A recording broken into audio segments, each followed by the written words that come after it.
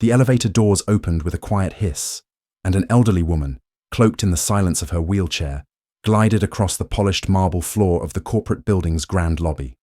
The harsh fluorescent lights above reflected off her glasses, concealing her sharp eyes beneath a veil of age. The faint hum of the air conditioning was the only sound that accompanied her as she passed by the bustling crowds of busy professionals, their eyes fixed on their phones, oblivious to her presence. No one noticed the subtle weight of her influence. No one knew that her billions had shaped industries, dictated policies, and altered the course of nations. To them, she was just another frail, forgotten relic of a past era, a woman who had long outlived her usefulness. She didn't matter to the people who rushed past her, heads down, too absorbed in their own world to even spare her a second glance. But she didn't mind. The world had always underestimated her. It had always seen her as small, insignificant, weak, and in that, they made the most dangerous mistake of all. She wheeled herself towards the grand security desk, the cold, impersonal eyes of the guards meeting hers. The silence between them was palpable, thick with unspoken judgments. One of the guards, a tall man with a sharp jawline and a barely concealed sneer, stood up from his chair. His glance flickered briefly to the high-end bag resting on her lap, dismissing it as unworthy of attention. "Can I help you, ma'am?" he asked, with a tone that barely concealed his impatience. Her response was measured, calm, but there was something in the air that shifted, something that made the guard hesitate. The words she spoke held weight, an unspoken authority that didn't match the frailty of her body.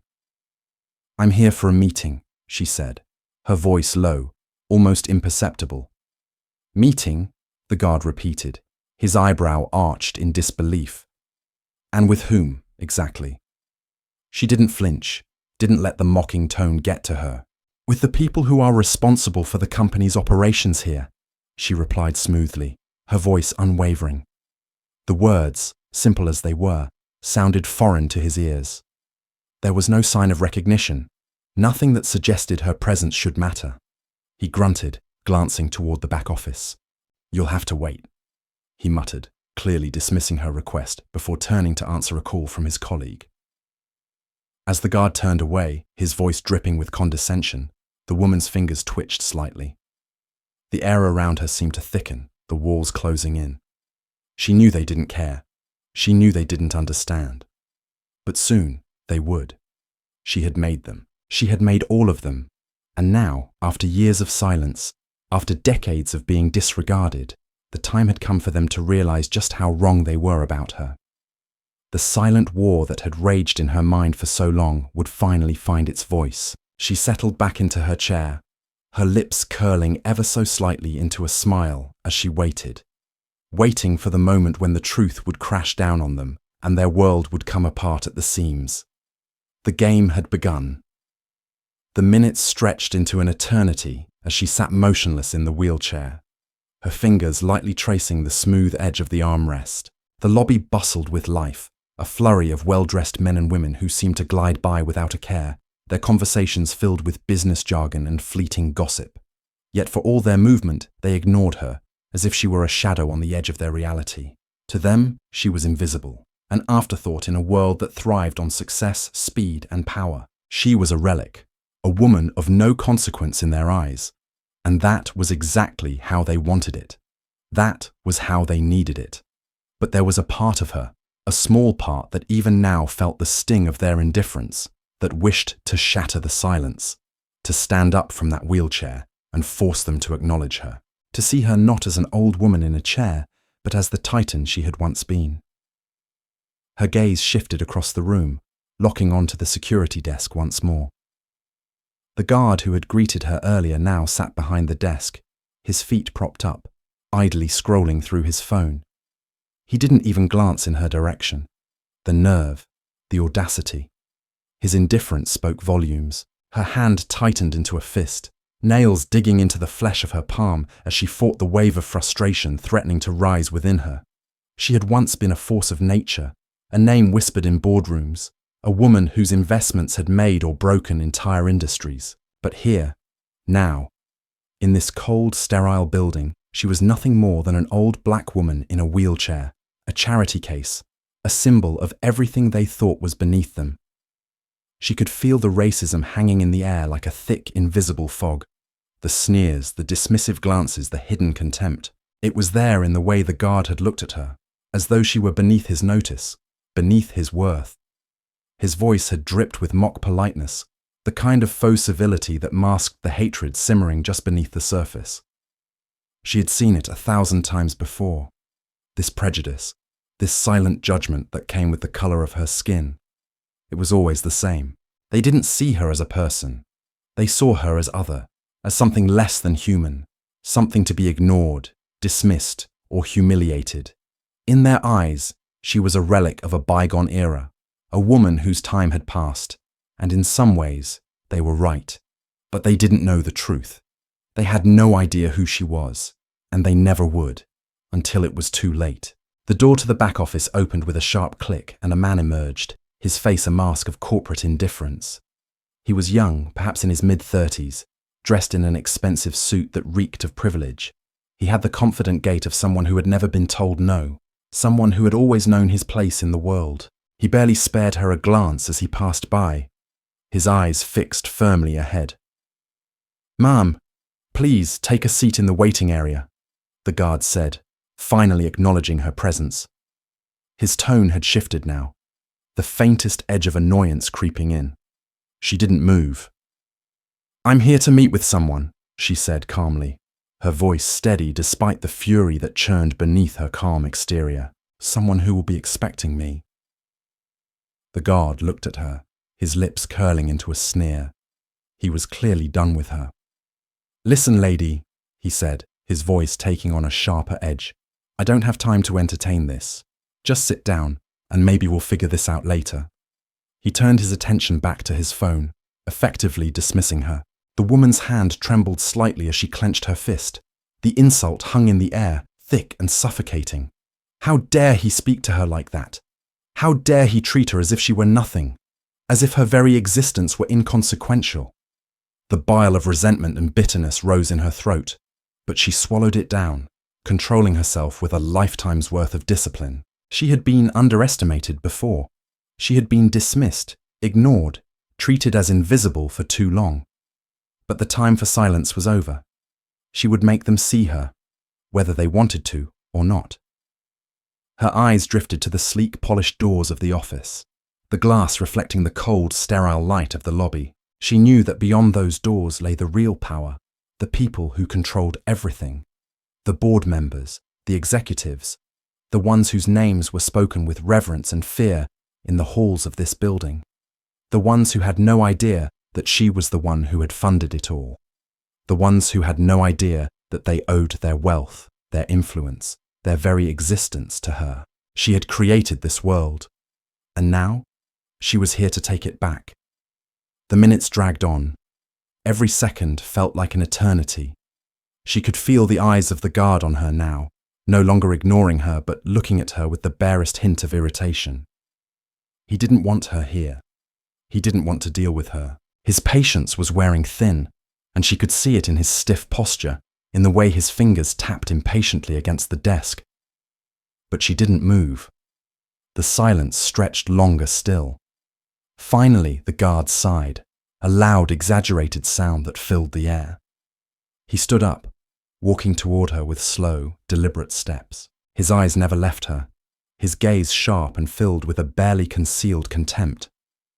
"Ma'am," he said, his voice now dripping with mock sweetness, "I'm going to have to ask you to leave if you don't have an appointment." Her eyes met his, cold and unyielding. "Leave," she repeated, her voice low and steady. "You don't understand, do you?" He raised an eyebrow, clearly unsure of what she meant. She leaned forward slightly, her tone almost a whisper. "You don't understand who I am, do you?" Her words cut through the air like a blade. "I'm not some random old woman who needs your charity. I'm the one who funded this building. I'm the one who made this company what it is." The guard blinked, taken aback. The words hung in the air, heavy and unsettling. His mouth opened as though to respond, but no sound came out. But before he could find his voice, A sharp voice from behind him interrupted the moment. "Is there a problem here?" The voice belonged to a woman, tall and impeccably dressed, her heels clicking sharply against the marble floor as she approached. She was a senior manager, her face cold and calculating, with an air of authority that made the guard stiffen. The guard quickly straightened up, looking slightly flustered. "No problem, ma'am. Just a misunderstanding. She doesn't have an appointment." The woman turned her gaze to the elderly woman, her expression flicking between curiosity and disdain. "I see," she said, her tone icy. "Well, if you have an appointment, you should have made it clear. Otherwise, I'm afraid you'll have to leave." The woman in the wheelchair didn't flinch. She knew this game. She had played it for years. The woman before her, this high-ranking executive, didn't care about her. She didn't care about her status or her wealth. She only saw the wheelchair, the frailty, the color of her skin, and that was enough to dismiss her. "Do you know who I am?" the elderly woman asked, her voice carrying the weight of years of injustice, of secrets buried deep beneath the surface. The executive paused, her eyes narrowing slightly as if assessing her. The air around them thickened with tension. "No," she said after a long beat. "I don't know who you are. And frankly, it doesn't matter." The woman in the wheelchair smiled, but it was not a smile of warmth. It was the smile of someone who knew a secret, someone who had seen the world burn and had survived to see the ashes. "Oh, but it does matter," she said softly. "It matters more than you could ever imagine." And with those words, the air shifted once again. The game had changed. The stage had been set. And now, the real story was about to begin. The cold, sterile light of the corporate building seemed to mock her as she sat there, motionless in her wheelchair. The once silent lobby, now filled with the sound of hushed whispers and the occasional clink of heels against marble, felt suffocating. The woman, still holding her quiet smile, could sense the tension in the air, the flickers of doubt in the eyes of the people around her. The disdain was palpable, thick like smoke in a burning room. They had no idea who she was. None of them did. But they would. She would make them understand. The woman's mind drifted back to another time, to another place. It was a time when she was young, vibrant, full of hope and fire. A time before the world had begun to strip away the layers of her spirit, piece by piece. The world had a way of doing that to people like her, people who didn't belong in its shiny towers, who didn't belong in its gleaming halls of wealth and power. People who were born to be silenced, erased, ignored. She had been born into that world, a world of shadows, of suffocating poverty and constant injustice. Her childhood was a series of fragments. The smell of her mother's cooking, the sound of her father's rough voice, calling out orders to the world that never listened, the feel of a hand on her shoulder, always guiding her away from trouble, always trying to protect her from the world's sharp teeth. She had learned early what it meant to be invisible, to be nothing. She had grown up in a world where being black meant being less than, where your skin was a barrier that you had to constantly fight against, where your worth was measured not by what you could do, but by what others saw when they looked at you. They saw her as less. They saw her as other. They saw her as a threat, but not the kind they feared, a threat of power, of success, but the kind that made them uncomfortable, simply because she existed. It was in those early years that she had learned the cruel lessons of race and class. The world had a way of breaking people down, of making them believe they were nothing, of making them believe that their skin color was a curse. She had seen it all. The whispers behind closed doors, the sideways glances, the subtle but sharp jabs, and the overt violence of a society that refused to accept people like her. Her father had always told her to rise above it, to hold her head high, and never let them see her bleed. He had tried to shield her from the worst of it, but there was only so much protection he could give. The world was too strong, too overwhelming, too cruel. And yet, despite the odds, she had fought. She had fought with everything she had, clawing her way through the muck of prejudice and hate, carving her place in a world that never wanted her. She had built herself up, brick by brick, her hands stained with the blood, sweat, and tears of her struggles. She had made herself into something formidable. A woman whose name was whispered in the same breath as the titans of industry. A woman whose wealth was measured in billions. A woman whose influence reached farther than most could ever imagine. But it had come at a cost. The people she had left behind in the shadows, her family, her friends, the people who had loved her and supported her, had become distant memories. She had been forced to cut ties with them, to sever the connections that once defined her. In order to survive in a world that demanded assimilation, she had learned that power was not just about money. It was about control, about erasing the parts of yourself that made you weak and embracing the cold, calculating nature of those who ruled the world. And yet, despite all of this, the past was always there, lurking just beneath the surface. The ghosts of her former life whispered to her in the dead of night, reminding her of where she had come from, of what she had sacrificed. Now, as she sat in that wheelchair, in the heart of the very world she had created, those ghosts were louder than ever. The disdain in the eyes of the people around her, the way they looked at her as if she were a relic of some bygone era, made her want to scream. They didn't understand what it had taken for her to get here. They didn't know the blood that had been spilled, the years of humiliation and pain she had endured. The executive woman standing before her, with her cool, dismissive expression, was just another product of that world. Another face in a sea of faces that had forgotten where they came from, who they owed their lives to. The woman in the wheelchair was the reason the building existed, the reason the corporation had the wealth and influence it did, and yet, here she was, dismissed, ignored, treated like an old, invisible woman. It wasn't just the executive, it was the guard too, with his mocking tone and casual racism, his belief that she didn't belong here, that she was beneath him. She had seen it all before. This quiet, insidious racism that dripped from every word, every glance, every action. It was the kind of racism that didn't need to be shouted from the rooftops. It was the kind that lived in the small, subtle ways people treated you like you didn't matter.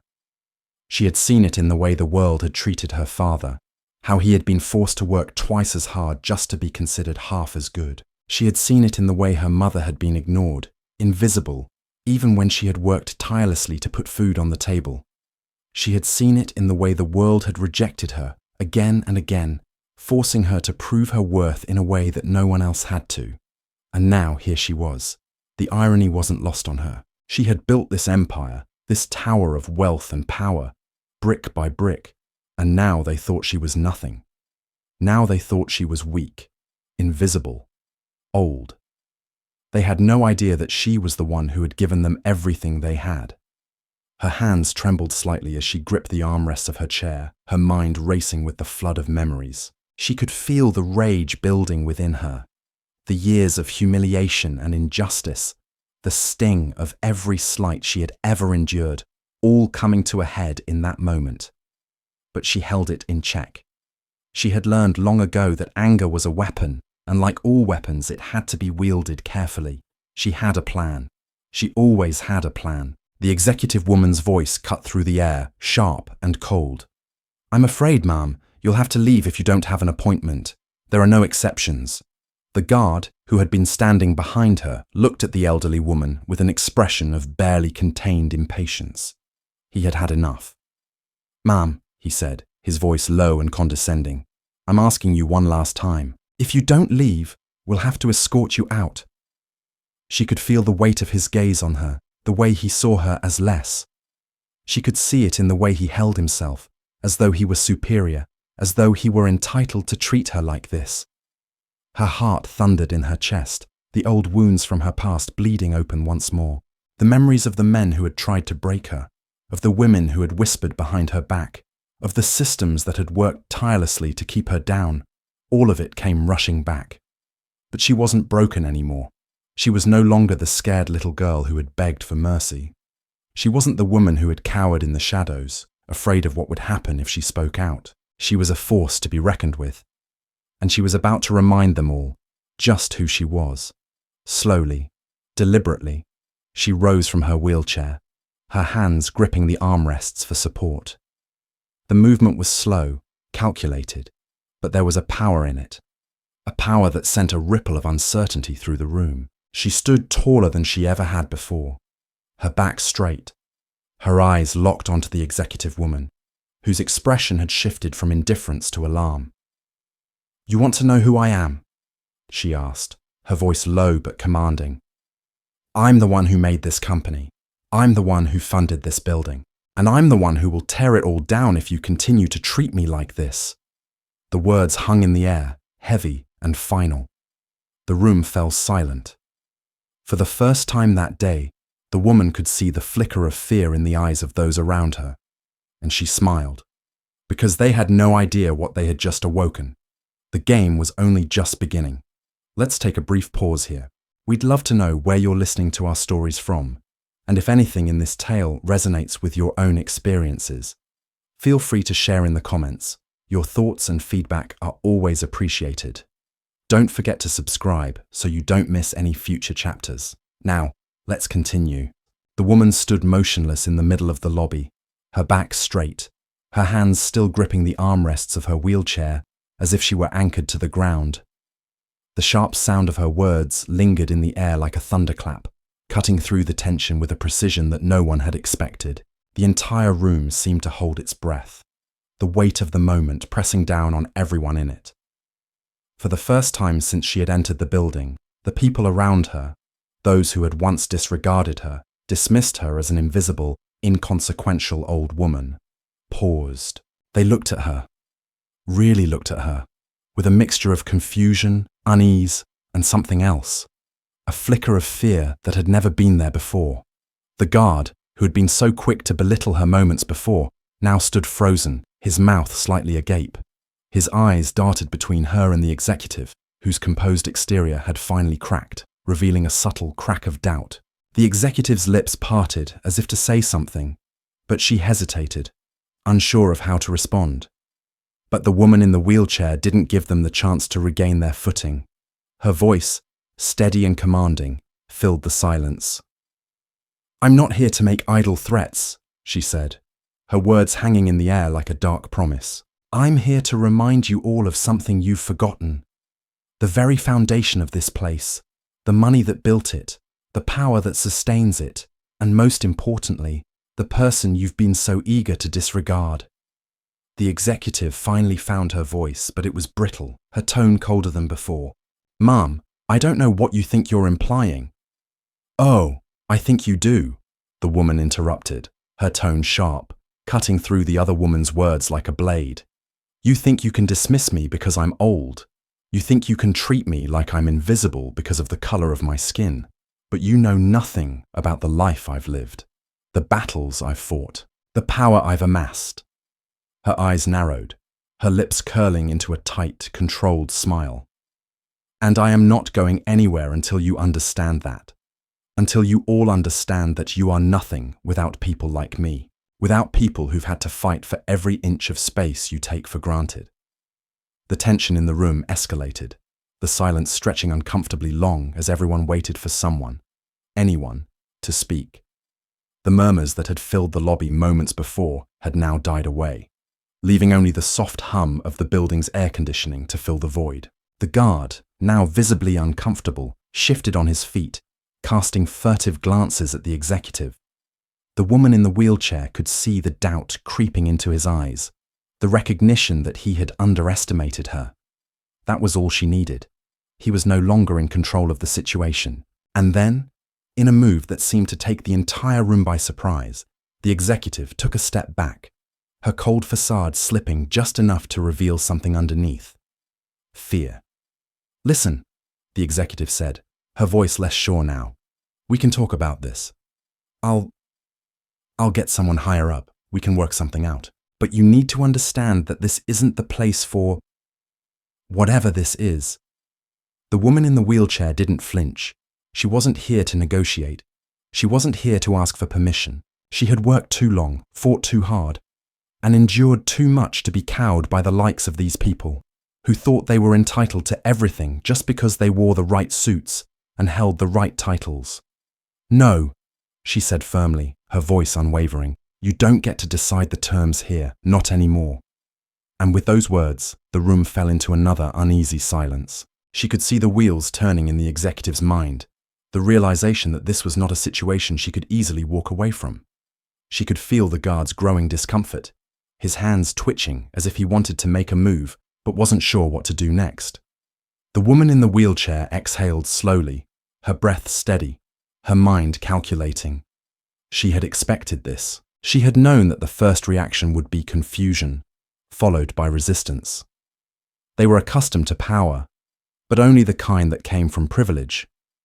They had never been forced to confront the kind of power she represented, the kind of power that was built from the ground up, the kind that didn't rely on status or wealth or any of the trappings that came with it. Her power was raw, undeniable, and it had been earned in ways none of them could comprehend. But even now, in the face of all that power, they still didn't understand. "Get someone higher up," the woman repeated, her tone flat. "Get whoever you need to, but understand this. You will treat me with the respect I deserve. I'm not here for charity. I'm not here to beg for anything. I'm here to claim what is mine." The executive's eyes flickered to the guard, then back to the woman in the wheelchair, as if searching for something to say, something to regain control of the situation. But the moment stretched on, and the words never came. Finally, she turned away, motioning for the guard to follow her. "I'll get someone," the executive muttered, her voice colder than ever. "You'll regret this." The woman in the wheelchair watched them leave, the weight of her words still hanging heavily in the air. She could feel the eyes of the remaining people in the lobby on her now, eyes filled with curiosity, with doubt, with something that was hard to define. But it didn't matter. She had made her mark. She had proven that she was no longer the invisible, disregarded woman they had once thought she was. As the sound of the executive's heels echoed down the hallway, the woman in the wheelchair allowed herself a small, satisfied smile. She had always known they would underestimate her. They had done it her entire life. It was always the same. People assuming they knew her, assuming they knew her story, assuming they knew her. But they didn't. They never did. And now they were going to learn just how wrong they had been. She sat back in her chair, her fingers lightly tapping the armrests, and waited. She had all the time in the world. They thought they had the power, but they were about to find out that power was a much more complicated thing than they realized. It was about time for them to learn what real power looked like. The silence in the lobby pressed down heavily on the woman in the wheelchair. She had made her move, left the executive stunned and shaken, but now there was nothing left to do but wait. Her pulse was steady, her hands cool against the armrests of the chair, yet her mind was racing, diving back into the depths of the memories that had shaped her, memories of pain, humiliation, and the unyielding drive to overcome. She thought of her childhood, of the days spent in the shadows of a society that seemed determined to strip away her humanity. Those early years had been a constant struggle, not just to survive, but to hold on to something more, something that no one else seemed to care about. Her father had taught her the importance of resilience, of never letting the world see her broken, no matter how many times it tried to crush her spirit. But there were times when even his strength couldn't shield her from the cruelty of the world outside their door. It had started with the small things, the subtle glances, the whispered words, the feeling that wherever she went, she was never quite welcome. Her family had always been aware of their position, aware that their skin color alone marked them as inferior in the eyes of others. They were poor, living in a cramped, dilapidated apartment in a neighborhood where the air seemed thick with despair. But it wasn't just the poverty that made her feel out of place. It was the constant, invisible barrier of racism, the belief that people like her were destined for nothing more than servitude, for staying in their place, for never dreaming too big. Her father had worked 2 jobs, his rough hands calloused from hours of hard labor, always trying to make enough money to provide for his family. But no matter how much he worked, it was never enough. The racism that permeated the world around them made sure of that. It didn't matter how hard he worked, how much sweat and blood he poured into every task. He would always be seen as less, always be seen as other. She remembered one incident all too vividly. She had been no more than 6 years old when she first understood the full weight of what it meant to be black, in a world that wasn't made for people like her. Her father had taken her to a local store, a small family-owned business in their neighborhood. He had entered with a smile, hoping to buy a few groceries for dinner. But the owner, a man with the kind of smug confidence that only comes from inherited privilege, had immediately sized him up and dismissed him. The store owner's face had shifted when he saw her father's skin, his posture tightening as though he were preparing to protect his property from a thief. "I'm sorry," the man had said coldly, his voice sharp, "but I don't sell to your kind. You know the rules." Her father had stood there for a long moment, his fists clenched, his face a mask of quiet fury. He hadn't said a word, just turned and walked out, taking her hand as they left the store behind. But the image of the store owner's sneer, the disgust in his eyes as he looked at her father, had never left her. It was that moment, that instant of pure hatred, that had solidified in her mind what the world thought of people like her. She had been just a child, but the wound had already been planted deep within her, where it would fester and grow. She had understood that she would never be allowed to walk through life unscathed, that there would always be someone, somewhere, who would try to put her in her place. The years that followed had only reinforced this lesson. School had been a constant battleground, not just academically but socially. The other children, both white and even some black students who had been raised to believe they were better than those from the wrong side of town, had always found ways to make her feel like she didn't belong. The teachers, too, had been quick to dismiss her, to ignore her potential, to assign her to the back of the class, to assume that she would never amount to anything. But they had been wrong. They had always been wrong. She had fought with everything she had, not just for the chance to succeed, but for the chance to exist on her own terms. She had pushed past their narrow views, shattered their expectations, and climbed higher than they ever thought she could. She had earned every dollar, every inch of success, every ounce of respect she now held. She had proven that they were wrong about her. But that fight, that lifelong battle to break free from the shackles of racism and poverty, had left scars. Scars that were invisible to those around her, but scars nonetheless. They were the marks of every humiliation, every insult, every time someone had looked at her with contempt simply because of her skin color. They were the memories of every moment she had been made to feel less, of every time she had been dismissed, pushed aside, told she would never be enough. Now, as she sat in the lobby of the very building she had funded, she could feel the echoes of those old wounds. They were all still there, buried deep beneath the surface, waiting for the right moment to resurface. And as the minutes stretched into hours, she could feel that moment creeping closer. The executives had left, and no one had dared to approach her since. The guard, once so eager to dismiss her, had backed off, retreating to his corner, as though afraid to look her in the eye. The others in the lobby, who had once glanced at her with disdain or indifference, now watched her with a mixture of curiosity and fear. They had seen her stand up, seen the power in her words, and now they wondered who she was, what she was capable of. She had always known that it wasn't enough to just be powerful. It wasn't enough to just have money. The world would never give you respect unless you forced it. And even then, that respect would always come with a price that she had learned to pay over and over again, one humiliating step at a time. The past wasn't just a collection of old memories for her. It wasn't something that she could simply brush off and forget. It was a weight she carried with her every day, a constant reminder of what she had endured, what she had overcome, and what she still had to fight for. And now, as the door to the back office opened again, and another executive stepped out, this time with a look of barely contained impatience, the woman in the wheelchair felt something shift within her. She had been waiting for this moment, for the opportunity to make them see her not as a frail, aging woman, but as the force she had always been.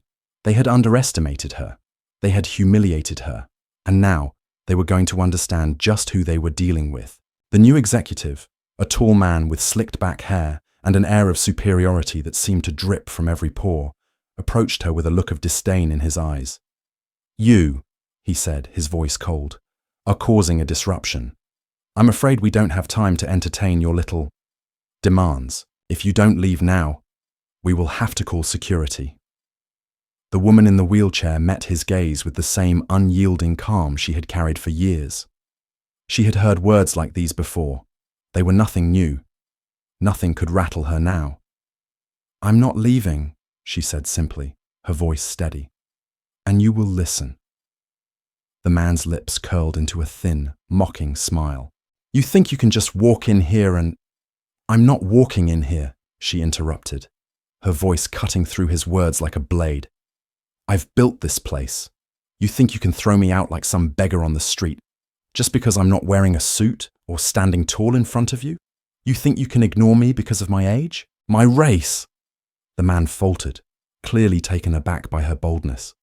But his eyes narrowed, the arrogance returning as he took another step forward, determined to assert his power.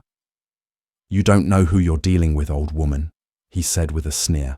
The woman's eyes locked onto his, and for the first time, she allowed herself to feel the weight of the years, the bitterness, the years of being overlooked, the rage that had simmered beneath the surface for so long. "No," she said quietly, but with an edge of finality in her voice. "You don't know who I am." And just like that, the world shifted. They had underestimated her before, but this time, it would be different. This time, the power would belong to her. She had come too far to let them forget. The air in the building had shifted once again. A strange stillness had taken over the lobby after the woman's words. Her declaration of power echoed off the cold marble walls. The exec, with his slicked back hair and condescending smile, had backed off. His confidence shaken, his authority faltering before the woman who seemed so fragile, so small in her wheelchair, yet emanated a strength that cut through the noise of the corporate world like a knife. As the man retreated, the woman in the wheelchair allowed herself a brief moment to breathe.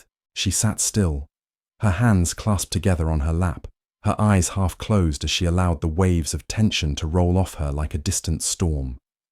But beneath the calm surface, a storm was brewing within her, a storm of resentment, of years of oppression, of deep, gut-wrenching humiliation that had never truly gone away. She had been prepared for this moment for a long time. But even now, as she sat in the lobby of the building she had funded, a sense of doubt began to creep in. Her body had aged, her strength had waned, and the years of bitterness and anger had left scars in places that could never truly heal.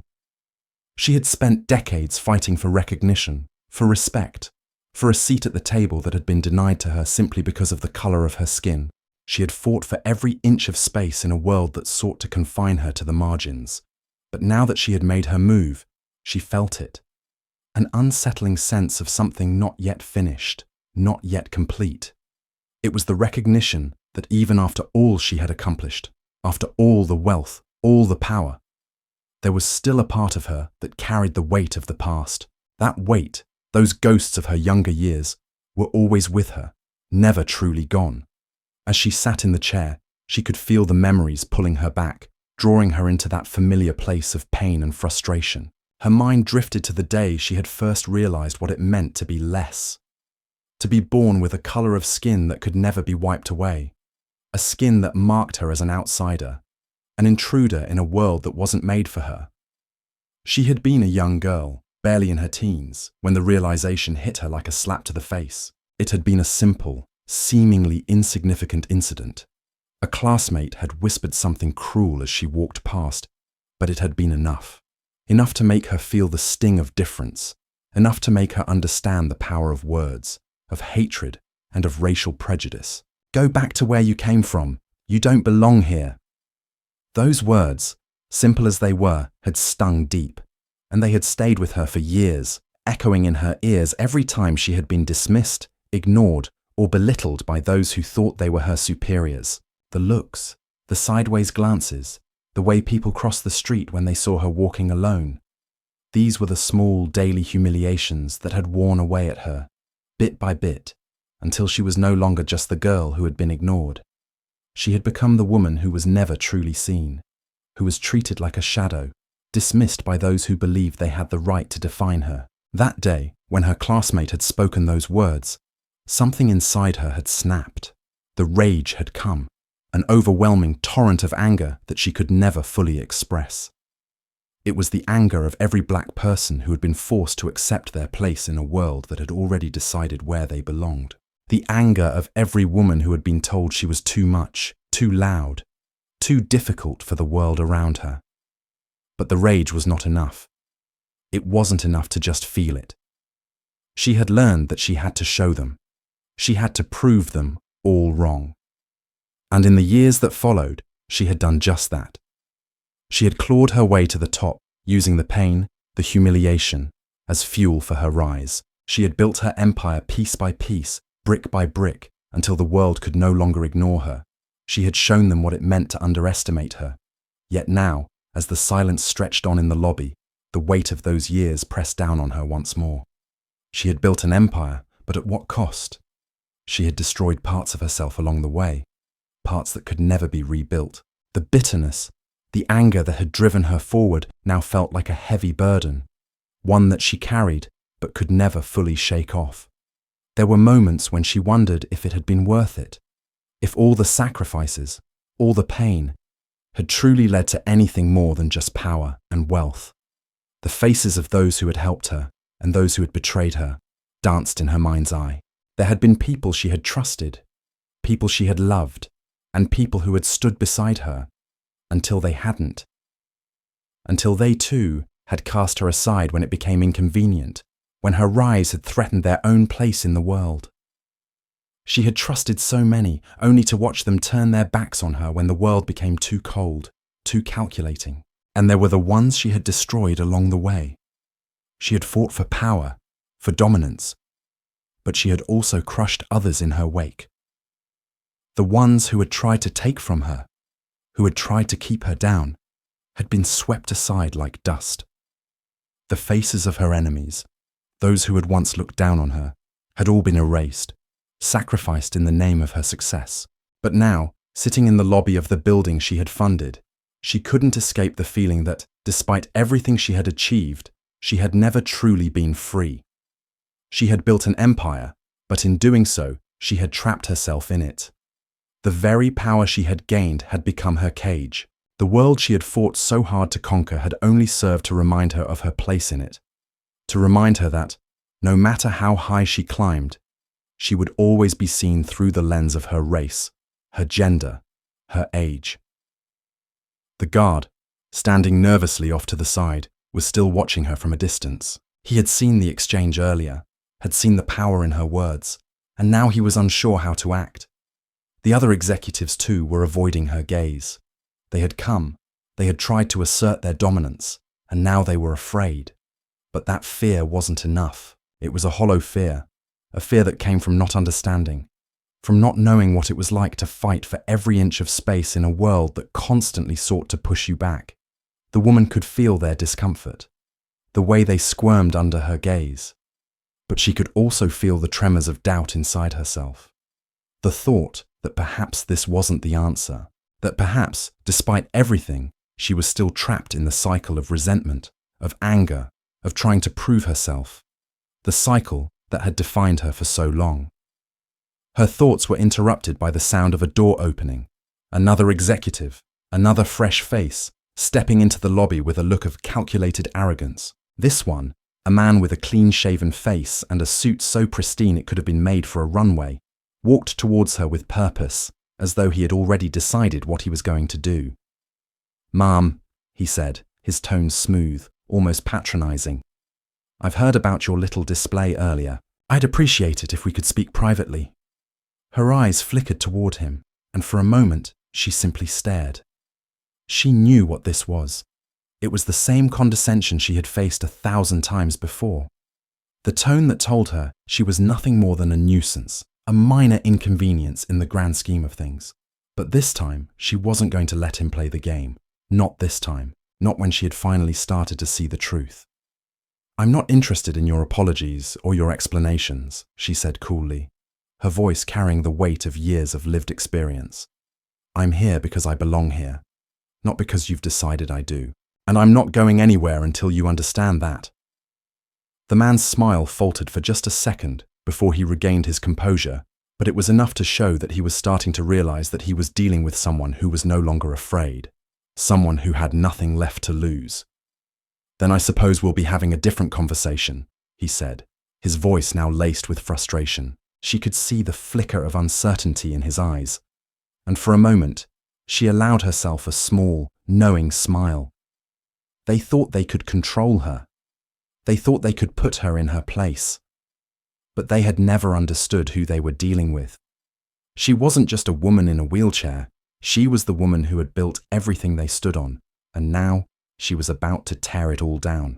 The tension in the lobby was thick, palpable, like a live wire waiting to snap. The woman in the wheelchair sat there, still as a statue, her eyes locked on the man standing before her. His suit was flawless, his demeanor dripping with the kind of arrogance that only came from a lifetime of privilege. He hadn't even bothered to acknowledge her presence when he walked in, his eyes scanning the room as though she were nothing more than a speck of dust in his way. She could feel the old, familiar anger rising within her, the memories of every time she had been dismissed, overlooked, and silenced. But this time was different. This time, she wasn't just a bystander in her own life. This time, she would not be dismissed.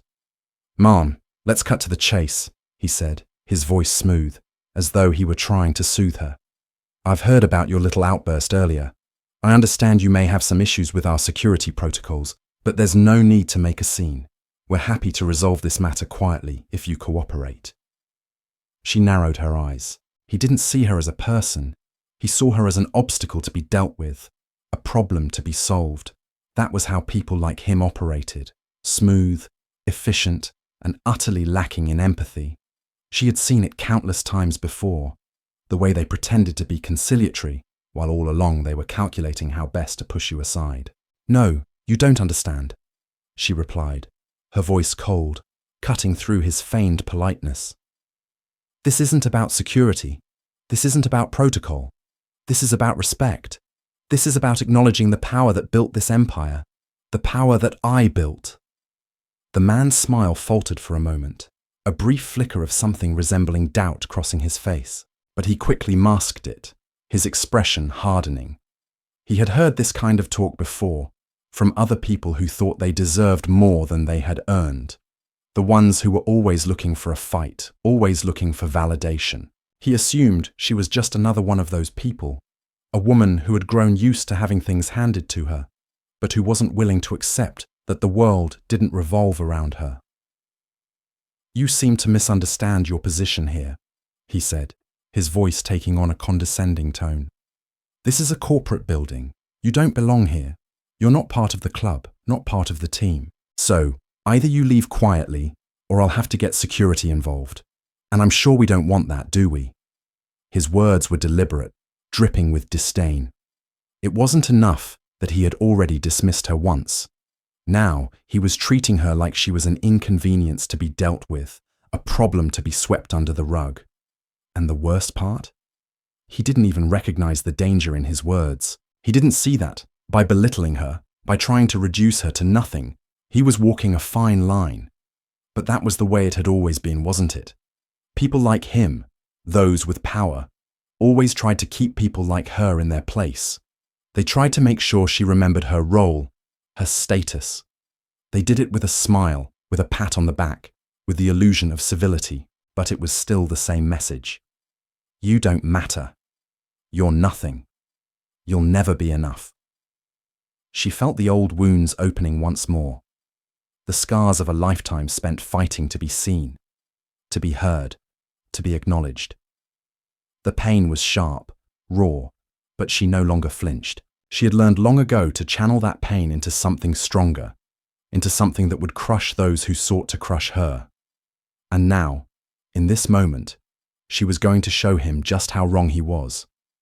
The smile that had tugged at the corner of her lips earlier now fully spread across her face, a tight, controlled grin that made the man's stomach churn. She was calm, too calm, and that unnerved him. "You're right about one thing," she said, her voice low but piercing. "I don't belong here, not like you do. I'm not part of your club, your team, your world.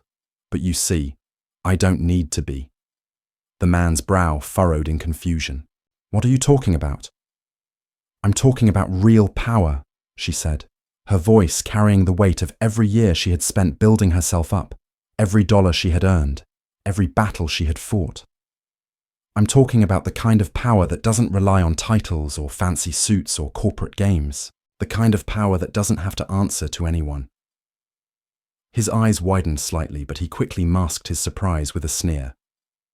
So, you think you're going to teach me something? You think you can just waltz in here and… I think you're too blinded by your privilege to understand who you're really dealing with, she interrupted, her voice sharp, cutting through his arrogance like a hot knife through butter. You think this building, this corporation, this world was built by people like you. But it wasn't. It was built by people like me, people who have been crushed, overlooked, dismissed, people who've been made to feel less than. And I am part of this world, not because I have your title, or your suit, or your corporate backing, but because I made it. I built it with the same blood, sweat, and tears that you so easily dismiss. The man took a step back, his confidence beginning to crack. He had expected her to back down. He had expected her to fold, to apologize, to slink away with her tail between her legs. But she wasn't doing any of that.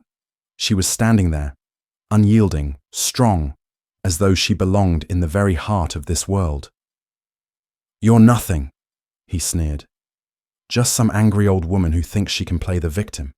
You've built nothing. You've done nothing. You're irrelevant. Her eyes locked onto his with a chilling intensity, and she felt the weight of every moment of humiliation she had ever endured. Every insult, every glance, every sideways whisper, all of it converging into a single, sharp realization. He thought she was nothing. He thought she was weak. He thought he could talk to her like that because she was an old black woman in a wheelchair. The rage surged within her, and for the first time in a long while, she didn't hold it back. No, she said, her voice a low growl. You are the one who's nothing. You're the one who's irrelevant. You're nothing but a pawn in a game that you'll never truly understand. You sit at the top, in your shiny suits, in your fancy offices, pretending to be important. But the truth is, you wouldn't be here if it weren't for people like me. People who fought for every inch of this.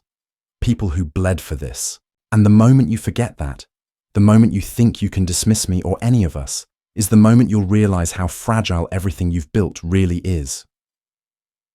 The man's face turned pale. He opened his mouth to retort, but no words came. He could feel it now. Something in the air had shifted. The confident arrogance that had once defined him now seemed fragile, like a glass tower in the midst of a storm. The woman in the wheelchair was no longer a frail, old woman. She was a force, a reckoning. And the worst part? She wasn't backing down, not this time. Her words hung in the air, heavy and unyielding, as he stood there, speechless, unable to respond. The room was quiet now. The only sound the hum of the building's air conditioning and the distant murmur of voices. The people in the lobby were watching, their eyes wide, unsure of what to make of this confrontation. Some of them had been too scared to speak, too intimidated by the executives and their power. But they were watching now, watching as a woman who had been overlooked, belittled, and humiliated stood up for herself, for her place in this world. She wasn't done, not by a long shot. The man's eyes flickered nervously, and for the first time he seemed unsure. His mouth opened and closed, but no words came out. His mind was racing, trying to regain control, trying to figure out how to get rid of her, how to end this, but it was too late. The damage had been done. He had underestimated her, and that mistake would cost him. I think you should go, she said quietly, her tone cutting through the silence. And when you do, remember one thing. I built this world, not you. With that, the man turned and fled, his face pale, his eyes darting nervously as he retreated into the hallway. The lobby was silent, save for the faint rustling of papers and the quiet shuffle of feet. She sat back in her chair, her eyes scanning the room. She had made her point. She had shown them that she was more than just the sum of their assumptions. She was more than the color of her skin, more than the chair she sat in. She was power, raw, unyielding, undeniable. and they had just begun to understand what it meant to underestimate her. The woman in the wheelchair remained still in the lobby, her mind racing, but her body calm. She had made her move, and it was only a matter of time before the rest of the pieces began to fall into place. The executive had retreated, his arrogance replaced by uncertainty, his earlier bravado shattered. She could hear the distant murmurs of the people in the lobby, whispering to each other, no doubt wondering what had just happened. No one had expected the old woman to stand up to them in such a way. No one had expected her to be this powerful, but it wasn't just her words that had struck them. It was the truth she carried with her, the truth that they had overlooked, dismissed, and buried beneath their shiny buildings and polished facades. She had built this place. She had funded it. She had shaped it. Every executive, every powerful man and woman who walked through these halls owed their success, their wealth, their influence to her. And yet, here they were, treating her as if she was invisible, an old woman, past her prime, no longer relevant in their carefully curated world. And that was the most painful part, the part that still gnawed at her. She had poured years of her life into building an empire, creating wealth, and yet, when the time came to reap the benefits of that power, the people she had helped lift up, the ones who owed everything to her, were quick to forget. She wasn't just angry, she was furious. But more than that, she was tired. Tired of playing the game, tired of pretending she wasn't constantly battling for recognition, tired of the way the world had kept her in the margins no matter how much she had accomplished. It had been the same story over and over again. She had been denied opportunities, forced to fight for every inch of space in a world that told her she didn't belong. But now, the time for fighting had come to an end. She wasn't asking for validation. She wasn't begging for respect. She was taking it. As she sat there, her thoughts shifted. She could feel the weight of the years pressing down on her. Every battle, every victory, every moment of humiliation and triumph. The scars of her past were no longer invisible. They were her armor, and it was time for everyone to see them for what they were. The woman's fingers gripped the armrests of her wheelchair as she steeled herself for the next phase. She could hear footsteps approaching from down the hall, and the sound of whispers grew louder. The door to the lobby swung open, and a group of executives entered, their faces a mixture of concern and barely contained anger. The man who had confronted her earlier was among them, but this time he was not alone. Several other high-ranking officials, some of the wealthiest and most influential people in the company, had joined him. They were not here to apologize. They were here to regain control. The woman raised her chin slightly, meeting their eyes one by one. She could see the discomfort in their gazes, the way they shifted uncomfortably under her scrutiny. It wasn't just fear. It was a dawning realization that they were facing someone they couldn't control. Someone who held the real power in this room.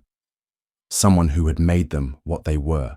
The lead executive, a woman in her late 40s with sleek black hair and an expression that could cut glass, was the first to speak. "You've made a scene," she said, her voice clipped, her tone dripping with condescension. "This is not how we conduct business here. You don't have the right to—" "I don't need your permission," the woman interrupted, her voice cold and steady, cutting through the other woman's words.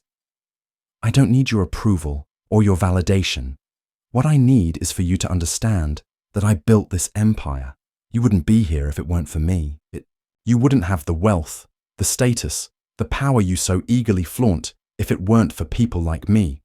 People you've forgotten, people you've cast aside." The woman's eyes narrowed, but she didn't back down. "You think you can treat me like I'm nothing, like I'm invisible, just because I've grown old and I'm no longer useful to you. You think you can erase me from your history as if I've never mattered. I am your history. I am the reason you sit in those chairs, the reason you have those suits, the reason your companies are thriving. You owe me everything, and yet you pretend I'm irrelevant." The lead executive's face flushed with a mix of irritation and confusion. "We don't owe you anything. We built this. We earned it. And if you're expecting some kind of recognition, you're mistaken." A wave of disgust swept through the woman. "You didn't build anything," she spat. "You inherited it. You rode on the backs of people like me, who worked tirelessly to get you to where you are. And now that you've made it, you think you've earned it. You think you're entitled to everything you have, simply because you've managed to climb the ladder while stepping on people along the way. Her voice grew colder, more cutting with each word. You don't get to erase the truth. You don't get to rewrite history to fit your narrative. I've been in this game long enough to see how it works. People like you, people who wear your fancy suits and sit in your gleaming offices, think that the world owes you something, that your success is yours alone. But you're wrong. You didn't make this world. You didn't make the power you wield. You were given it, and now you're too afraid to acknowledge who made it possible. The silence in the room was deafening. The executives stood motionless, some of them avoiding her gaze, while others fidgeted nervously. The man who had confronted her earlier looked like he wanted to speak, but the words stuck in his throat. The others were clearly rattled, unsure of how to handle a woman who had the audacity to speak the truth so plainly, so confidently. The lead executive finally composed herself, her voice trembling slightly with restrained anger. You're delusional. You think you're the one in control here. You think we'll just bow to your demands because you made a few investments. You're nothing. You're a relic of the past, a faded memory. The woman's gaze never wavered. She could feel the fire building in her chest, the heat of all the years of mistreatment, all the years of pretending she didn't matter, of fighting to be seen and heard, coming to a boil. No, she said softly, her voice laced with finality. You are the ones who are nothing. You are the ones who are relics, fading, obsolete, and too blind to see that you're standing on the shoulders of giants. She paused, letting the weight of her words sink in. I am the one who made this company what it is. I am the one who fought, who sacrificed, who bled to build it, and I will not allow you to erase me from the history that I wrote. You can try to dismiss me, to ignore me, to humiliate me, but the truth will not be silenced. The lead executive took a step back, her face pale, her mouth dry. She had never expected this, never imagined that the woman in the wheelchair, the one she had dismissed as weak and irrelevant, would turn out to be the very force that had built everything they had. We'll deal with this later, the lead executive stammered, her confidence broken. This isn't over. The woman smiled, a slow, satisfied grin that spoke volumes. Oh, it's over. You just don't know it yet. And with that, the executives turned and walked away, their heads down, their pride shattered. The woman sat back in her wheelchair, watching them retreat, and for the first time in years, she felt a deep sense of peace. She had made her mark, and this time, there would be no erasing her.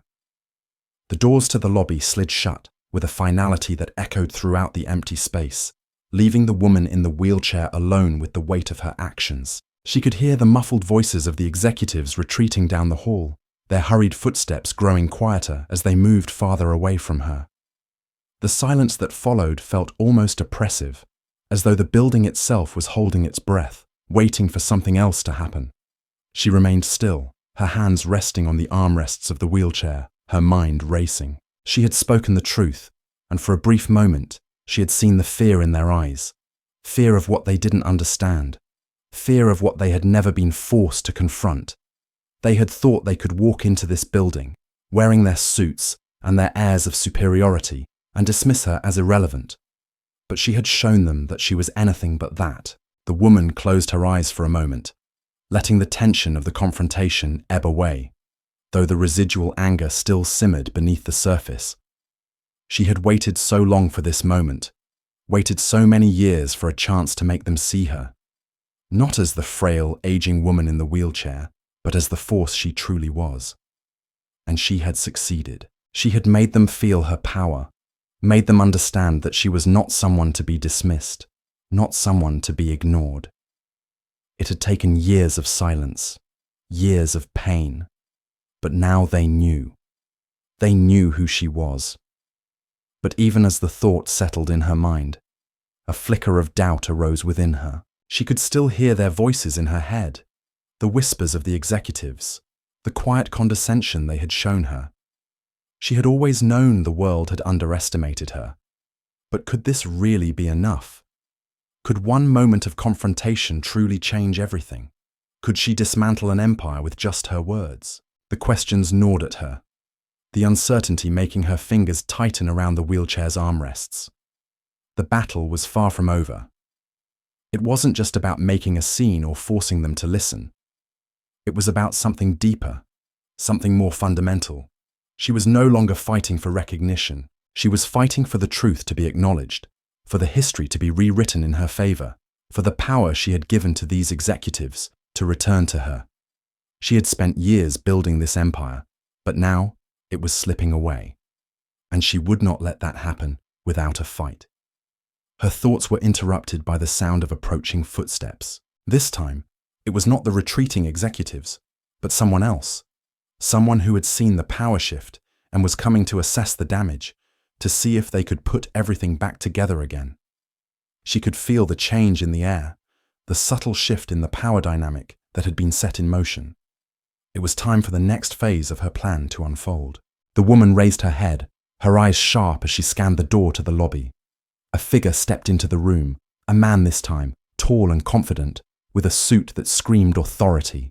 He wasn't one of the executives who had already confronted her, but someone higher up, someone who had been watching from the shadows, who had understood exactly what had happened. He was older than the others, his features weathered by years in the business, but his eyes held a sharp intelligence, a recognition that she wasn't just some relic of the past. No, this man knew something was happening here. Something was changing, and he wasn't going to let it slip through his fingers. "You've caused quite a stir," he said, his voice low and smooth, carrying the weight of someone who had spent a lifetime in power. He didn't seem angry, not like the others. There was no venom in his words, only curiosity. "I've been watching you, watching how you've manipulated the system, how you've used your influence to create something bigger than anyone could have imagined." She didn't speak at first. Instead, she looked him up and down, her gaze unwavering. She had dealt with men like him before, men who thought they could walk into a room, lay down their authority, and expect people to obey. Men who believed their power was invincible, their control absolute. But she wasn't afraid. Not anymore. "I didn't manipulate anything," she said, her voice steady and calm. "I built it. I created this empire. Every dollar you have, every decision you make, every corner of this building. It's here because of me." The man didn't flinch, but there was a flicker of something in his eyes. Acknowledgement, maybe even respect. "I know who you are," he said, his voice taking on a more contemplative tone. "I've heard the stories. But there's one thing you don't understand. The world doesn't work the way you think it does anymore. Things have changed. People like you, people who built everything on their terms, in their image, are starting to lose their grip." The woman's lips curled into a thin smile. She had heard this before. People like him, people with power, had been saying the same thing for years. "I haven't lost my grip," she replied. "Not yet. And as for the world changing, the world is always changing. It's the way it works. But the truth doesn't change. You can try to rewrite history, but the past always finds a way to come back." He took a step forward, leaning slightly toward her as if to study her more closely. "You're still clinging to the past. You think you can use that to force the world to recognize you, but no one cares anymore. They're done with people like you. The world has moved on. You're just another relic, trying to hold on to a time that's long gone." Her smile faded, replaced by a cold, hard look. "You think I'm a relic? You think I'm obsolete?" she asked, her voice now laced with steel. "I'm not a relic. I'm the foundation. And as long as I'm here, I hold the power to bring everything crashing down." The man straightened, a flicker of realization passing through his eyes. She could see the doubt creeping into his mind. He had thought she was just a powerless old woman, a shadow of what she had once been. But now, the pieces were falling into place for him. The woman who had been disregarded, who had been silenced, was more than just a relic of the past. She was the architect of everything they had. "The company is mine," she continued, her tone unwavering. "It always has been. You can try to take control. You can try to change things, but this empire runs on the power I gave it. And if you think for 1 second that you can take it from me without consequences, you're making a huge mistake." He opened his mouth to respond, but before he could say anything, the door to the lobby swung open again, and the other executives, those who had left earlier, stepped back inside, their faces tense and filled with frustration. They had regrouped, gathered their thoughts, and now they were ready for round 2. But they didn't realize that they were walking into a storm. The woman's gaze shifted to them, her expression steely. "You made your choice earlier," she said, her voice cold and firm, "and now you'll live with it." The executives froze as they saw the man standing before her, his face pale, his eyes wide with realization. They had all underestimated her. They had all assumed that their power was absolute, that they could walk over her like she was nothing. But now they were beginning to understand that the foundation they had built their empire on was crumbling, and the woman in the wheelchair was the one holding the wrecking ball. "We tried to warn you," the man said, his voice quiet, almost defeated. "But you wouldn't listen." "Now it's too late," she replied. "You're all too late." The executives stood in silence, each one of them processing the weight of her words. They had thought they controlled everything. They had thought they had the upper hand, but they had failed to understand the true power in the room. They had failed to recognize that it wasn't the suits, the titles, or the wealth that held the real power. It was the woman who had been overlooked for far too long. And now the tables were turning. And this time there would be no going back. The silence in the room was deafening. The executives stood frozen, unable to hide the fear that had crept into their eyes. They had tried to outsmart her, belittle her, erase her from the story they had written about their success. But now, it was clear. They had underestimated the wrong person. The woman in the wheelchair, the one they had dismissed as irrelevant, had just torn the fabric of their world apart, and they knew it. She sat there, still as ever, her fingers lightly tapping the armrests of her wheelchair. Her posture was regal, unwavering, and there was something about the way she held herself, something fierce, something undeniable, that made them all feel small. The weight of her presence was heavier than any title, any suit, any wealth they had ever possessed. They could see it now. She wasn't just the woman who had funded their empire. She was the force behind it. And it was her turn to reclaim what was rightfully hers. The man who had spoken to her earlier, the one who had tried to dismiss her as nothing more than an old relic, now stood in front of her, his eyes wide with shock and growing understanding. He had been too quick to judge, too quick to assume that his position in the world was secure. But the truth had come crashing down, and it was not his to own anymore. The woman broke the silence with a quiet, cold smile. "Do you understand now?" Her voice was low, measured, but it held a power that made their stomachs churn. "Do you understand just who you've been messing with?" They said nothing. They couldn't. The realization had hit them too hard. They had thought they were invincible, but now they were confronted with the truth they had tried so hard to ignore. The truth that she was the one who had built everything they stood on, and she was the one who could take it all away. "I spent years building this," she continued, her voice gaining strength with each word. "I fought for every inch of this empire. I fought against people who told me I didn't belong. I fought against the system that told me I was nothing. And now, after all these years, I'm finally done fighting for a place at your table. I'm here to take what's mine." Her words were sharp, each one cutting deeper into their fragile sense of security. They had thought they could push her to the margins, make her invisible. But now, she was the one in control. "You think I'm just an old woman in a wheelchair," she said, her voice rising, her eyes flashing with the fire of someone who had lived through decades of injustice.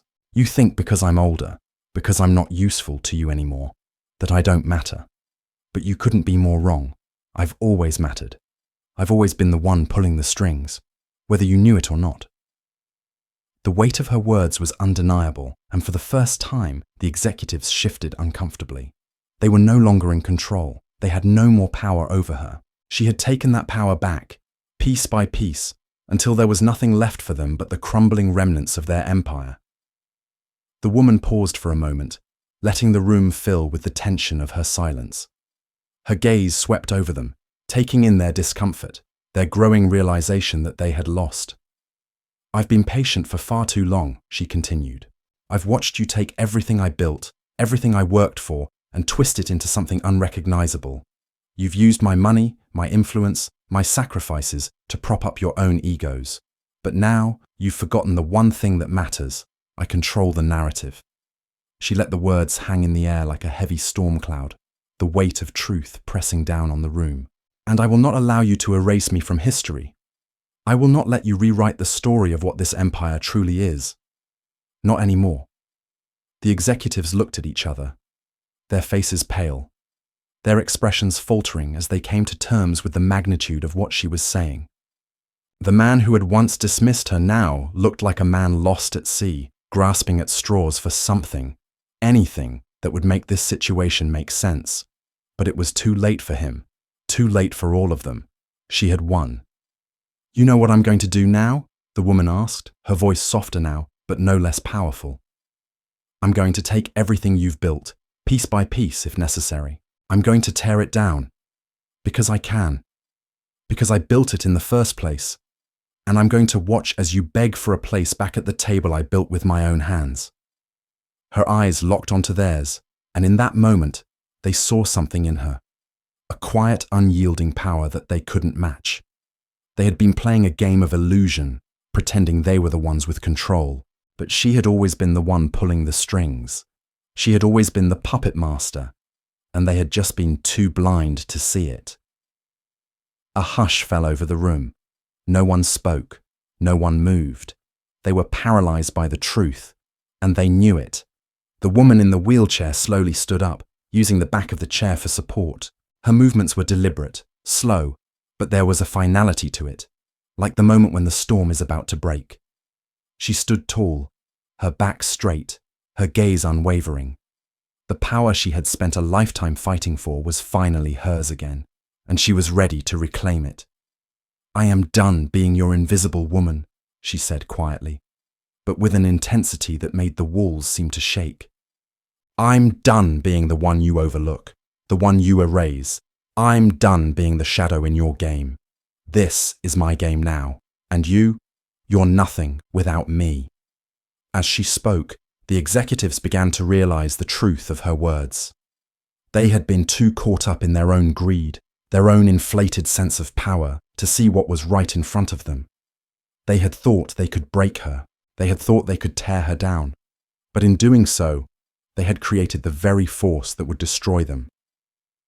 With one final piercing look, the woman turned and wheeled herself toward the door. The executives stood there, still silent, still stunned by the revelation.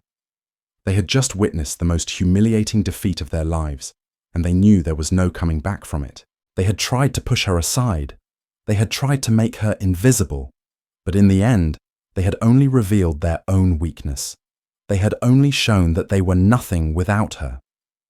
The woman stepped out of the building, her presence as commanding as ever. She had won, and now nothing would stand in her way.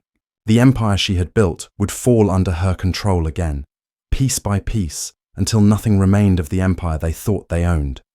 She had taken everything from them, and in the end, she had reclaimed what was always hers.